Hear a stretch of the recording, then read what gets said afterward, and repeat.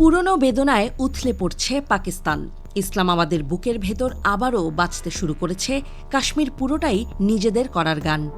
কাশ্মীর সীমান্ত উত্তেজনাও তাই নতুন রূপ পাওয়ার শঙ্কা দেখা দিয়েছে। যে কোনো সময় জমা করা ক্ষোভের বিস্ফোরণ ঘটাতে পারে পাকিস্তানের সেনারা। ভারতের বুকে তাই শঙ্কার কাঁপন উঠছে। কখন কি ঘটছে বুঝতে পারছে না নয়াদিল্লি। এবার পাকিস্তানের সেনাপ্রধান জেনারেল আসিম মুনির বলেছেন, কাশ্মীর ইসলামাবাদের গর্ভস্থ শিরা এবং পাকিস্তান এটিকে কখনো ভুলবে না। তিনি 1947 সালে দেশভাগের ভিত্তি ছিল এমন দ্বিজাতি তত্ত্বকেও সমর্থন করেছেন। বিদেশে অবস্থানরত পাকিস্তানিদের এক সমাবেশে ভাষণ দিতে গিয়ে জেনারেল মুনির বলেন, তারা বিদেশে দেশের রাষ্ট্রদূত। তাদের ভুলে যাওয়া উচিত নয় যে তারা একটি উচ্চতর আদর্শ এবং সংস্কৃতির অন্তর্ভুক্ত। তিনি আরও বলেন, আপনাদের অবশ্যই আপনার সন্তানদের কাছে পাকিস্তানের গল্প বলা উচিত। আমাদের পূর্বপুরুষরা ভাবতেন যে জীবনের প্রতিটি ক্ষেত্রে আমরা হিন্দুদের থেকে আলাদা।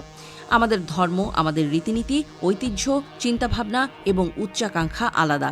এটিই ছিল দ্বিজাতি তত্ত্বের ভিত্তি। স্বাধীনতার আগের বছরগুলিতে মুসলমানদের জন্য একটি পৃথক রাষ্ট্রের দাবিতে আন্দোলনের ভিত্তি ছিল দ্বিজাতি তত্ত্ব। এই আন্দোলনের নেতৃত্ব দিয়েছিলেন মুহাম্মদ আলী জিন্নাহ।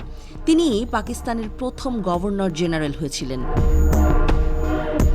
জেনারেল মুনির বলেন, ভারত ও পাকিস্তান দুটি জাতি, আমরা এক জাতি নই। এই কারণেই আমাদের পূর্বপুরুষেরা এই দেশ তৈরির জন্য সংগ্রাম করেছেন। আমাদের পূর্বপুরুষরা এবং আমরা এই দেশ তৈরির জন্য অনেক ত্যাগ স্বীকার করেছি। আমরা জানি কিভাবে এটি রক্ষা করতে হয়। আমার প্রিয় ভাইয়েরা, বোনেরা, কন্যা এবং পুত্ররা, দয়া করে পাকিস্তানের এই গল্পটি ভুলে যাবেন না। আপনার পরবর্তী প্রজন্মকে এই গল্পটি বলতে ভুলবেন না, যাতে পাকিস্তানের সাথে তাদের বন্ধন কখনো দুর্বল না হয়। জেনারেল মুনির বলেন, অনেকেই ভয় পান যে সন্ত্রাসী কার্যকলাপের কারণে পাকিস্তান বিনিয়োগ পাবে না। আপনার কি মনে হয় সন্ত্রাসীরা দেশের ভাগ্য কেড়ে নিতে পারে? 13 লাখ ভারতীয় সেনাবাহিনী তার সমস্ত শক্তিসহ যদি তারা আমাদের ভয় দেখাতে না পারে, তাহলে কি আপনি মনে করেন এই সন্ত্রাসীরা পাকিস্তানের সশস্ত্র বাহিনীকে পরাজিত করতে পারবে? পাকিস্তানের সেনাপ্রধান আরও বলেন, সশস্ত্র বাহিনী বেলুচিস্তানের বিচ্ছিন্নতাবাদী আন্দোলনের বিরুদ্ধে কঠোর ব্যবস্থা নেবে। বেলুচিস্তান পাকিস্তানের গর্ব। তোমরা এত সহজেই এটা কেড়ে নেবে? তোমরা 10 প্রজন্মের মধ্যে এটা কেড়ে নিতে পারবে না। আমরা খুব শীঘ্রই এই সন্ত্রাসীদের পরাজিত করব। পাকিস্তানের পতন হবে না। কাশ্মীর সম্পর্কে জেনারেল মুনির বলেন, আমাদের অবস্থান একেবারে স্পষ্ট। এটা আমাদের ঘাড়ের শিরা ছিল, এটা আমাদের ঘাড়ের শিরা হবে। আমরা এটা ভুলব না। আমরা আমাদের কাশ্মীরি ভাইদের তাদের বীরত্বপূর্ণ সংগ্রামে ছেড়ে দেব না।